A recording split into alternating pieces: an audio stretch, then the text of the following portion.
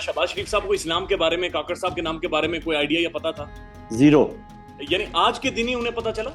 अभी भी वो सरप्राइज हालत में बैठे होंगे। राजा रियाज साहब ने ये तो कह दिया कि जी उन्होंने शुक्रिया अदा किया कि वज़ीर आज़म ने मेरी बात मान ली, लेकिन उन्होंने ये नहीं बताया कि उन्होंने किसकी बात मानी है।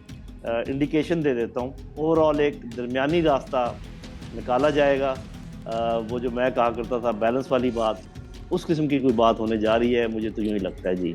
ये जो बड़ा पहला कतरा बारिश का ये इंटरिम वज़ीर आज़म है, ये बिल्कुल शाहिद है इस बात का कि किसी की तरफ झुकाव नहीं है। जो फैसला साज हैं और वो इस बात को समझ गए हैं कि किस तरीके से बैन बैन आगे चलना है।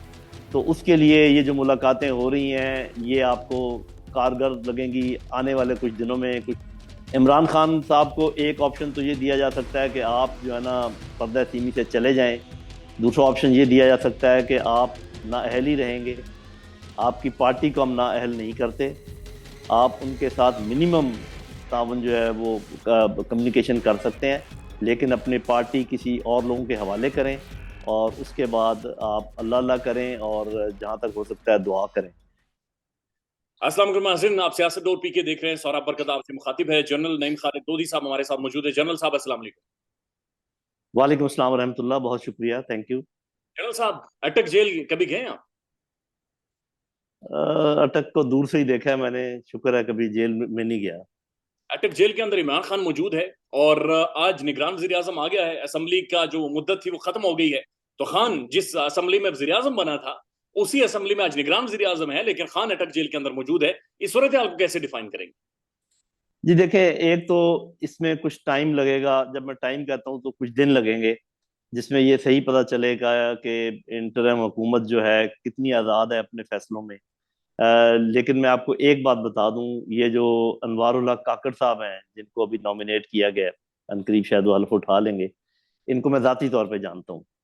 और अगर मैं ये कहूँ कि पाकिस्तान की खुशकिस्मती है और पाकिस्तान के साथ एक बहुत बड़ी भलाई हो गई है, चाहे ये कुदरत ने की है या करने वालों ने की है, तो मेरे ये जुमले आप आइंदा चंद महीनों में याद रखेंगे। साफ जाहिर है, वो तो हमें मालूम है कि इंतखाबात फौरी तौर पे नहीं होने लगे, इंतखाबात 90 दिन में नहीं होने लगे, फरवरी तक तो लोग आम बातचीत कर रहे हैं। लेकिन मेरा अपना ख्याल ये है कि उससे भी आगे जाएंगे, वजूहात बाद में हम डिस्कस कर लेंगे। तो जो जैसे पहले मैंने आपको कहा था कि मुझे नजर आ रहा है कि एक तब्दीली आएगी। साफ जाहिर है कि वो एकदम ओवरनाइट नहीं आएगी, लेकिन जो इतनी दुआएं हैं लोगों की और जो ख्वाहिशात हैं majority of the people of Pakistan, which is well known, कोई मुझे उसका बताने की ज़रूरत नहीं है। कुछ काम उसके मुताबिक होंगे और साफ जाहिर है कि कुछ काम ऐसे भी होंगे जो हम और आप चाहते हों लेकिन वो शायद नहीं हो पाएंगे। लेकिन ओवरऑल एक दरमियानी रास्ता निकाला जाएगा। वो जो मैं कहा करता था बैलेंस वाली बात, उस किस्म की कोई बात होने जा रही है, मुझे तो यूं ही लगता है जी, इंशाल्लाह। चलिए, इन दो तीन बातों को इन्हीं को समझेंगे और इंटरव्यू इसी के ऊपर करेंगे। लेकिन पहले ये बताएं, अनवारुल हक काकड़ सरप्राइज आ चुके, सादिक संजरानी के ऊपर गुफ्तगू हो रही है, किसी साफी के ऊपर गुफ्तगू हो रही थी। तो ये भी बताया जा रहा है कि शहबाज शरीफ साहब और राजा रियाज दोनों को नहीं पता था कि अनवारुल हक काकड़ साहब आ रहे हैं। ये कहीं और से आए, कहीं और से मुराद पिंडी से आए। ये देखिए, बात ये है कि राजा रियाज साहब ने ये तो कह दिया कि जी उन्होंने शुक्रिया अदा किया कि वजीर आजम ने मेरी बात मान ली, लेकिन उन्होंने ये नहीं बताया कि उन्होंने किसकी बात मानी है। तो मेरा अपना ख्याल ये है कि ये जो अच्छी बात है अनवारुल्लाह काकड़ की, वो ये है कि ना तो वो कोई किसी पार्टी की तरफ झुकाव है उनका बिला वजह किस्म का। ठीक है, वो बलूचिस्तान अवामी पार्टी के सेनेटर हैं उस लिहाज से, लेकिन चूंकि मैं उनको जानता हूँ, उनके ख्यालात को जानता हूँ, बहुत ही बैलेंस इंसान है। इंशाल्लाह उनकी मौजूदगी में बलूचिस्तान का बहुत बड़े बड़े मसले हल होंगे और पाकिस्तान के मसले भी हल होंगे। बल्कि मैं आपको एक अजीबोगरीब इंडिकेशन दे देता हूँ। ऐन मुमकिन है कि उनके ये जो 6 महीने हैं, जो तकरीबन इतने ही बनेंगे मेरे अपने ख्याल में, क्योंकि मैं बाद में आपको बताऊंगा कि मेरे अंदाजे में इंतखाबात कब होने जा रहे हैं। अगर वो 6 महीने के लिए रह गए तो आप याद रखना मेरे बेटे कि आप कहोगे कि अल्लाह मियाँ इसी को हमारा वजीर आजम बना दे पक्का, और यही आगे चलते रहे। ये ऐसी पर्सनैलिटी है। सर, ये बाप से हैं और बाप पाकिस्तान के पॉलिटिकल डायनामिक्स में बदलती रहती है, यानी बाप ने पाकिस्तान के पॉलिटिकल डायनामिक्स और हैपनिंग्स को बदला है हमेशा से, एक रोल प्ले किया है बाप ने। तो ये जो बाप के जो सेनेटर यहाँ पर आए हैं अनवारुल्लाह काकड़ साहब, ये असल जो बाप हैं जो लाए हैं, जाहिर है राजा रियाज साहब को जिन्होंने नाम दिया है, प्लानिंग क्या है, सोच क्या है, इसके पीछे सोच क्या है, वाई अनवारुल्लाह काकड़? जी देखें, साफ ज़ाहिर है कि मैं उनका जहन पढ़ तो नहीं सकता, लेकिन मैं तो अंदाजे आपको हमेशा बताया करता हूँ कि मेरे पास कोई ऐसी इंफॉर्मेशन भी नहीं होती, बट आई मेक असेसमेंट, मैं अंदाजे लगाता हूँ। तो मैं आपको अभी अपना जो मेरे जहन में अंदाजा वो बता देता हूँ। देखिए, the best option was and still is के इंतखाबात करवाए जाएं, शफाफ इंतखाबात करवाए जाए और जल्द करवाए जाएं, यानी कि 60 दिन के अंदर हो जाएं या 90 दिन के अंदर हो जाएं। लेकिन इसके लिए कंडीशन ये है कि किसी भी बड़ी पार्टी को आउट ना किया जाए, और जो लीडर हैं पार्टी के, चाहे नवाज शरीफ हैं, चाहे इमरान खान है, चाहे जो भी हैं, उनको अपनी पार्टी के साथ राबता रखने की इजाजत दी जाए, अगर और कुछ इजाजत नहीं मिलती, मिसाल के तौर पे। क्योंकि मैंने आपसे पहले भी लेवल प्लेइंग फील्ड की बात की थी ना, कि या दोनों बाहर हों या दोनों अंदर हों। तो अभी मुझे ऐसे लगता है कि दोनों इंतखाब नहीं लड़ पाएंगे, लेकिन दोनों एक तरीके से इसका हिस्सा होंगे जो पॉलिटिकल प्रोसेस होगा। ये तो बेस्ट ऑप्शन थी, जिसके लिए मेरा नहीं ख्याल कि वो ये होने जा रही है। वर्स्ट ऑप्शन भी मैं आपको बता देता हूँ। वर्स्ट ऑप्शन ये थी कि यही लोग जो इनको ये लाए थे, इन्हीं को दोबारा लाया जाए। उसके लिए बहुत धांधली की जरूरत है। वो बाहर के लोग भी उंगलियां उठाएंगे, अंदर भी लोग नहीं मानेंगे। तो ये जो, अगर ये आ भी जाते हैं दोबारा, तो जो इंस्टेबिलिटी है पॉलिटिकल, वो जारी रहेगी, वो खत्म नहीं हो पाएगी। और वो खत्म नहीं हो पाएगी तो आपकी इकोनॉमिक स्टेबिलिटी नहीं खत्म हो पाएगी, आपकी जो सिक्योरिटी मामला है वो नहीं ठीक हो पाएंगे। तो इसलिए मेरा ख्याल है कि जिन्होंने भी फैसला किया है उन्होंने दरमियानी रास्ता अख्तियार किया, और दरमियानी रास्ता ये है कि कुछ टाइम लिया जाए, और मेरे जहन में वो टाइम है 2 से 3 साल। और ये मैं क्यों कह रहा हूँ 2 से 3 साल, इसकी लॉजिक मेरे जहन में ये है कि जो बड़े बड़े मंसूबे शुरू किए गए हैं, मिसाल के तौर पे एग्रीकल्चर के जिमन में, या आपके मादनियात जो आपने निकालनी है, आईटी के मामलात हैं, बड़ी इन्वेस्टमेंट आ रही है, जिसको फ्लावर होने में टाइम लगेगा, सी पैक को चलना है, ये सारी चीजें, इसके लिए कम अज कम 2 साल और एवरेज 3 साल की जरूरत है, जिसमें ये चीजें खुशहाली आने के इम्कानात नजर आ जाएंगे, आपकी इकॉनमी संभल जाएगी, आपकी एक स्टेबिलिटी आ जाएगी, और ये जो एक कड़वाहट है, सियासी कड़वाहट, इसमें कमी आ जाएगी। कुछ लोग एडजस्ट हो जाएंगे, इधर से उधर हो जाएंगे। तो मुझे लगता है कि फैसला साजों ने दरमियानी रास्ता अख्तियार किया है, जिसमें ये बहुत अच्छी, अगर ये वजीर आजम लेकर आए और ये वजीर आजम अपनी मर्जी से अपनी काबीना सेलेक्ट करता है, तो मैं आपको ये भी बता दूं कि काबीना भी वो ऐसी होगी कि जो कि लोग देखेंगे कि वो काम करना जानते हैं और अपना वो काम करेंगे। और जैसे मैंने कहा, वो काम भी इस तरीके से करेंगे कि शायद लोग दुआएं दें कि अच्छा फैसला किया है जिन्होंने भी किया है, कि ये लोग कुछ देर रहें, ताकि ये जो रोज रोज के हमारे झंझट हैं काफी सारे हल हो जाएं। साफ जाहिर है कि पीटीआई में को इतराज होगा इसमें, क्योंकि बहुत सारे लोग उनके हैं, लेकिन इसके अलावा और कोई मुनासिब रास्ता था नहीं फैसला साजों के लिए। जी, सर, दो तीन असेसमेंटें बता दें। पहली असेसमेंट ये, क्या शहबाज शरीफ साहब को इस नाम के बारे में, काकड़ साहब के नाम के बारे में कोई आइडिया या पता था? जीरो। जीरो पता था। और फिर यानी आज के दिन ही उन्हें पता चला? जी, मेरा ख्याल है कि अभी भी वो सरप्राइज हालत में बैठे होंगे।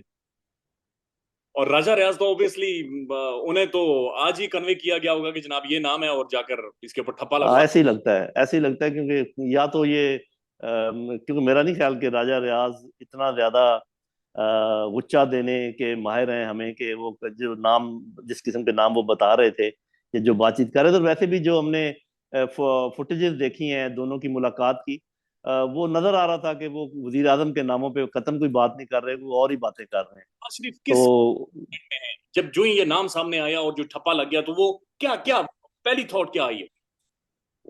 उनकी कोई थॉट नहीं होगी, उन्होंने यही सोचा होगा, ठीक है, जिन्होंने करना था उन्होंने किया है, हमारा तो इसमें रोल ही नहीं था। आप सर, ये बताएं ना मुझे, आप एक छोटी सी बात, कि पिछले 2 हफ्ते के अंदर जो इतने ज्यादा कानून पास हुए हैं, कोई जी शऊर वजीर आजम या कोई जी शऊर असेंबली या कोई जी शऊर कैबिनेट ये काम कर सकती है? इसका तो जवाब ये अगर उन्होंने ये काम किए हैं तो वो कुछ भी कर सकते हैं मेरे बच्चे। जनरल साहब, इसका जवाब ये है कि कोई बेवकूफ भी ये काम नहीं कर सकता सर। ये तो जी शावर की आप बातचीत कर रहे हो, कोई बेवकूफ भी इतनी डैमेज नहीं कर सकता मुल्क को जितना इन्होंने किया है। सर वाई अटक जेल, वाई नॉट अडियाला, अटक जेल क्यों? मेरा ख्याल वो सिक्योरिटी पॉइंट ऑफ व्यू से शायद ज्यादा सेफ होगी, ज्यादा सेफ है।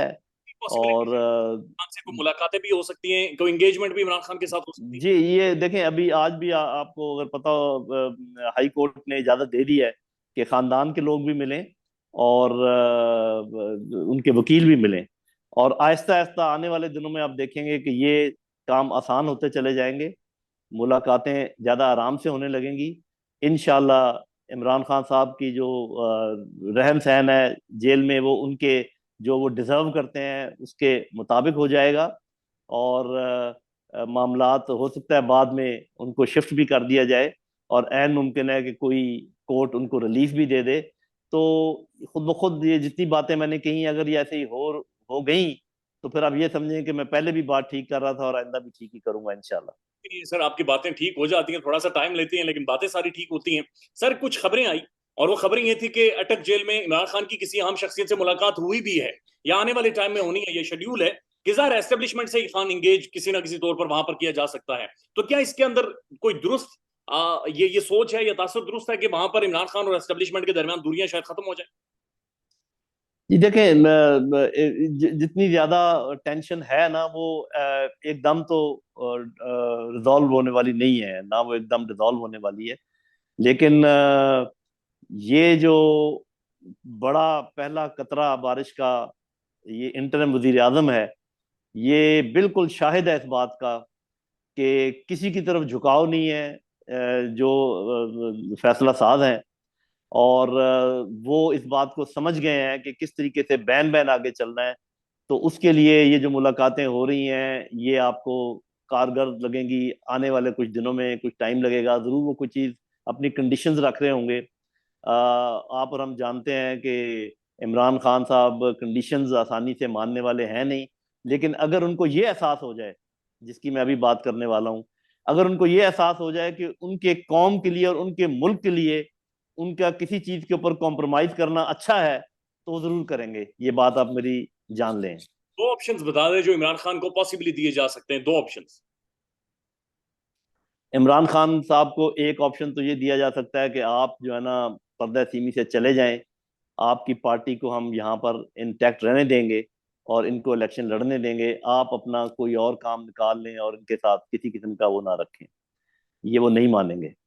दूसरा ऑप्शन ये दिया जा सकता है कि आप नाअहल ही रहेंगे, आपकी पार्टी को हम नाअहल नहीं करते, आप उनके साथ मिनिमम ताउन जो है वो कम्युनिकेशन कर सकते हैं, लेकिन अपनी पार्टी किसी और लोगों के हवाले करें, और उसके बाद आप अल्लाह अल्लाह करें और जहां तक हो सकता है दुआ करें।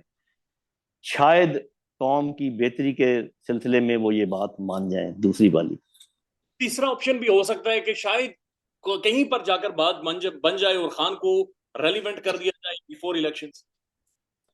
जी ये तो जरा मुश्किल है, क्योंकि इसमें बहुत सारे और मसाइल पैदा हो जाते हैं। इसमें इंटरनेशनल रिलेशंस का मसला भी है, इसमें इंटरनल स्टैंड ऑफ भी हैं, बहुत कुछ है।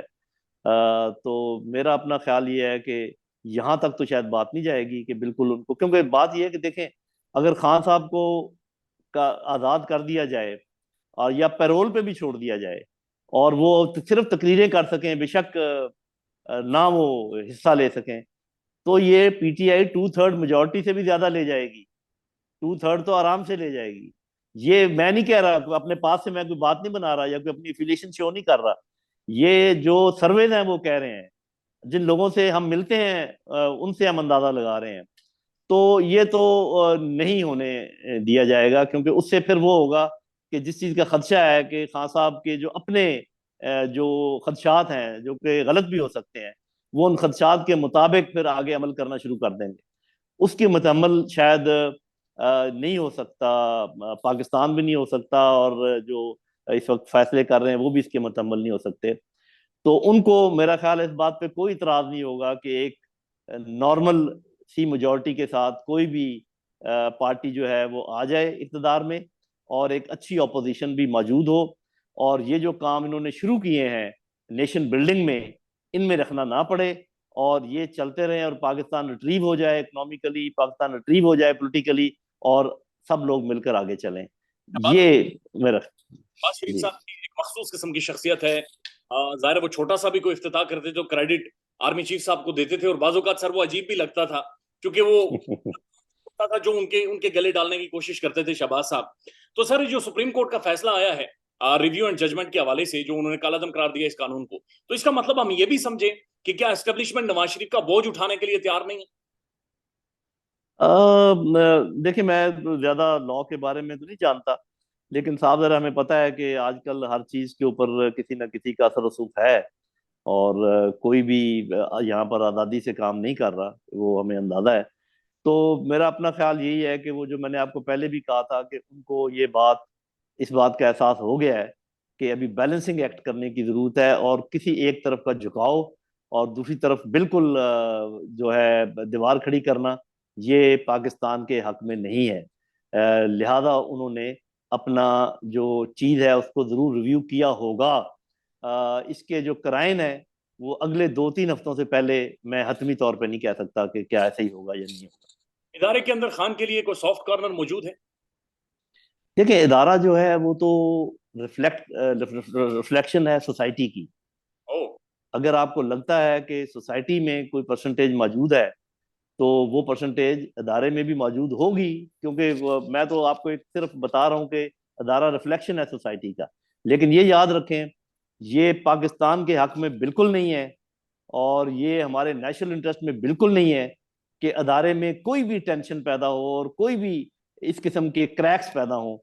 अदारे को एक होकर रहना बहुत जरूरी है, हर हालत में, हर सूरत में। यही अदारे की स्ट्रेंथ है। ये बाज़ वीकनेस भी हमें नजर आती है, लेकिन ये मेन स्ट्रेंथ है। अगर खुदा ना खास्ता कोई ऐसी दरारें पड़ी तो बहुत प्रॉब्लम खड़े हो जाएंगे।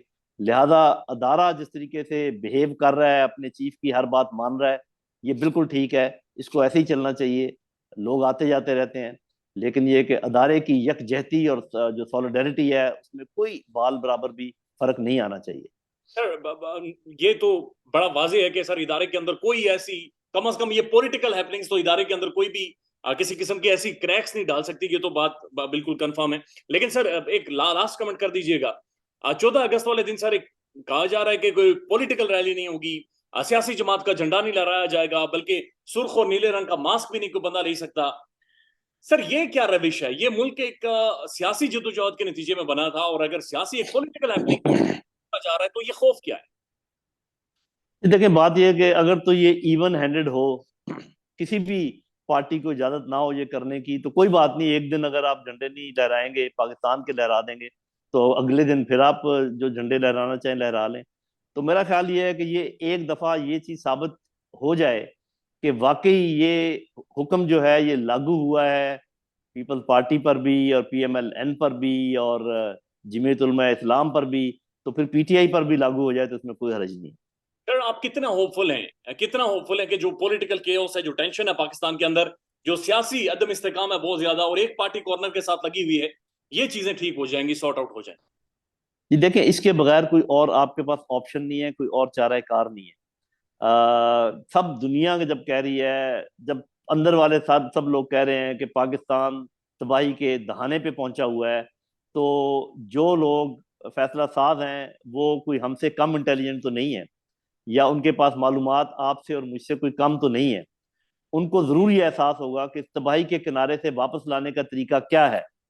उस तबाही से वापस लाने का तरीका सिर्फ और सिर्फ एक ही है कि जो majority of people of Pakistan है उनकी ख्वाहिशात का एहतराम करते हुए अपनी पॉलिसी में तब्दीली लाई जाए, और यही मुझे नजर आ रहा है इंशाल्लाह। सर आप जैसी जो हमारी पाकिस्तान की पढ़ी लिखी इंटेलिजेंट लोग हैं, सिविल सोसाइटी हमारे तगड़े लोग हैं, आप लोग समझदार लोग हैं, तो क्या किसी ने कोई मीडिएशन की है, कोई रोल प्ले किया, किरदार अदा किया? जी देखें, किरदार अदा करने वाले तो बेशुमार लोग होंगे और हैं। और जैसे मैंने कहा कि अंदर भी मशावरत होती है, बाहर से भी हम जैसे लोगों ने बहुत ज्यादा, बावजूद इसके बाद औकात, बल्कि कुछ लोगों ने तो अपनी इज्जत को एक साइड पे रखकर मुल्क की खातिर, क्योंकि होता यह है कि जैसे मैं आपको एक दफा एक बात कहूँ, आप तो जो ना दे, मैं आपको दूसरी दफा ये बात कहूँ, तो कोई भी बाइज्जत शख्स ये नहीं चाहेगा कि मैं तीसरी दफा ये बात आपको कहूँ। लेकिन मैं ऐसे लोगों को जानता हूँ जिन्होंने इस चीज की परवाह नहीं की कि कोई हमें सुन रहा है या नहीं सुन रहा है, या वहां पे रिस्पॉन्स अच्छी है या बुरी है, कभी खामोशी है कभी नहीं है, वो अपनी बात करते रहे करते रहे करते रहे। तो जैसे पत्थर के ऊपर अगर पानी का भी एक ड्रॉप गिरता रहे गिरता रहे गिरता रहे तो वहां पे निशान बना जाता है। मेरा ख्याल है वो निशान बन गए। जनरल साहब बहुत शुक्रिया, बहुत बहुत शुक्रिया sir, thank you. Thank you. अस्सलाम वालेकुम। अल्लाह सर आपकी जुबान मुबारक हो सर। अल्लाह हाफिज। अस्सलाम वालेकुम। Sir thank you.